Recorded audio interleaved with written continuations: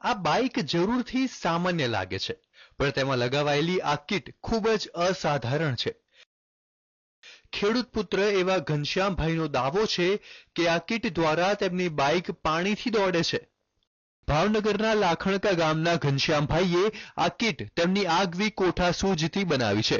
કિટનો અંદાજિત ખર્ચ 5000 જેવો થાય છે. ત્યારે એ પણ જાણી લો કે આ કિટ કઈ રીતે કામ કરે છે. આ કિટ જેમાં છે એક વોટર ટેન્ક, સાથે જ રહેલી છે કેટલીક ધાતુની પ્લેટ. આ કિટમાં પાણી જતા જ તેમાં રહેલો હાઇડ્રોજન વિદ્યુત દ્વારા છૂટો પડી જાય છે અને તે હાઇડ્રોજનથી ચાલે છે એન્જિન. ઘનશ્યામભાઈનો દાવો છે કે તે છેલ્લા 3 મહિનાથી તેમની બાઇક પાણીથી ચલાવી રહ્યા છે.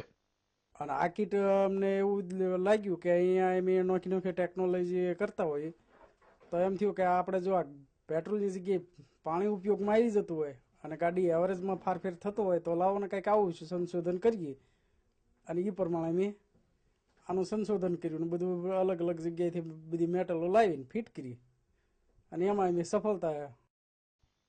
પેટ્રોલ અને ડીઝલ જેવા ઈંધણનો ભાવ આસમાને પહોંચ્યો છે, ત્યારે પાણી દ્વારા ચાલતી બાઇકના સંશોધનને ઓટોમોબાઈલ ક્ષેત્ર માટે જોડાયેલા લોકો બિરદાવી રહ્યા છે.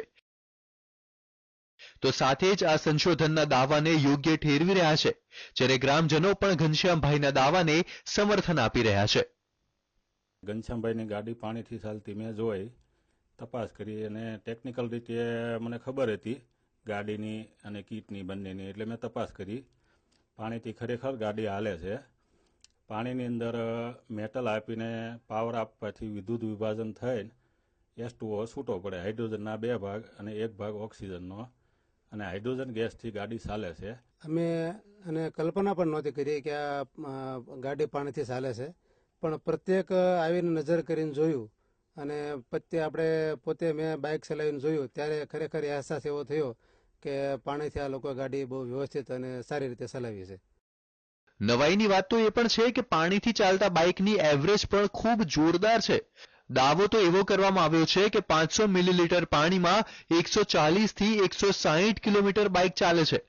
ઓટોમોબાઈલ ક્ષેત્રના શિક્ષણવિદો માને છે કે આવનારા સમયમાં ઈંધણની અછત સર્જાવાના કિસ્સામાં આ સંશોધન ખૂબ જ મદદરૂપ થઈ શકે તેવું છે.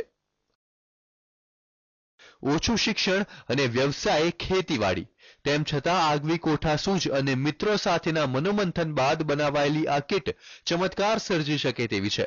પાણીથી બાઇક દોડાવવાનો દાવો કરનારા ઘનશ્યામભાઈના સંશોધનના ભાવનગર પંથકમાં ખૂબ વખાણ થઈ રહ્યા છે. આ સંશોધન પાછળ જો હજી વધુ મહેનત કરવામાં આવે તો ખરા અર્થમાં દેશભરમાં ઓટોમોબાઈલ ક્ષેત્રે ક્રાંતિ સર્જી શકાય તેમ છે. અજીત ગઢવી, TV9, ભાવનગર.